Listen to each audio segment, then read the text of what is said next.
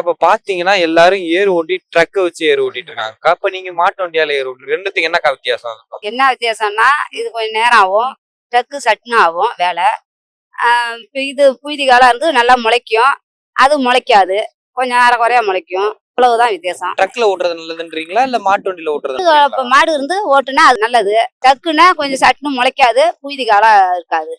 மாட்டு காலம் பண்ணா புய்தியா இருக்கும், மாட்டு முளைக்கும், நல்லா நல்லா முளைக்கும். முளைக்கும். மாட்டு வச்சு ஓட்டுனா நல்லா முளைக்கும். அப்புறம் ஏன் சில பேர் ட்ரக்கு இருக்குன்னா இது சட்டுன்னு வேலை ஆகும். மாடு எல்லாருமே வச்சிருக்காங்களா, அதால மாடு இருக்கிறவங்க மாட்டால வளர்ப்பாங்க, ட்ரக் இருக்கவங்க இப்ப டக்கால வளர்ப்பாங்க. இப்ப மாடு வச்சு ஓட்டுறீங்களா, இது உங்களுக்கு கஷ்டமா இல்லையா? கஷ்டம்தான்.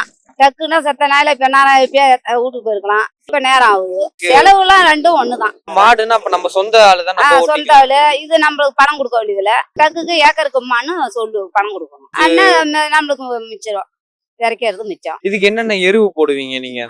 நாங்க இது எருவு இருந்தா போடுவோம், போடலன்னா உரம் அப்புறம் போடுவோம்.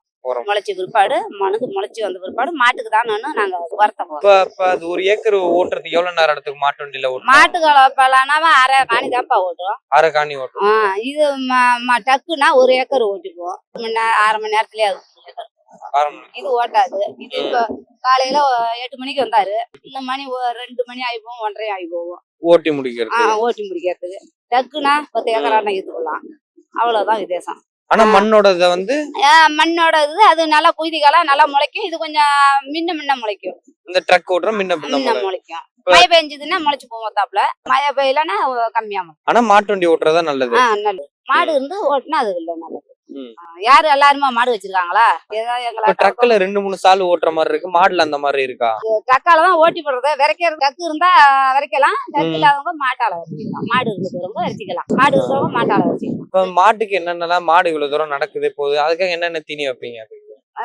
நெல் வைக்க போடுவோம், மாவு புண்ணா போடுவோம். மாட்டுக்கு தினைக்கும் வேலை இருக்குமா? எல்லா நாளும் வேலையெல்லாம் இல்ல, சும்மா ஒரு நாளைக்கு தான் வரைக்கலாம், அப்புறம் கட்டி தான் கிடக்கும்.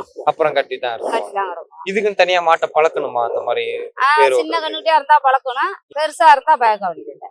இப்ப இது பழகிய இருக்கிற மாடுனால ஈஸியா நம்ம பயக்கணும், அவ்வளவுதான்.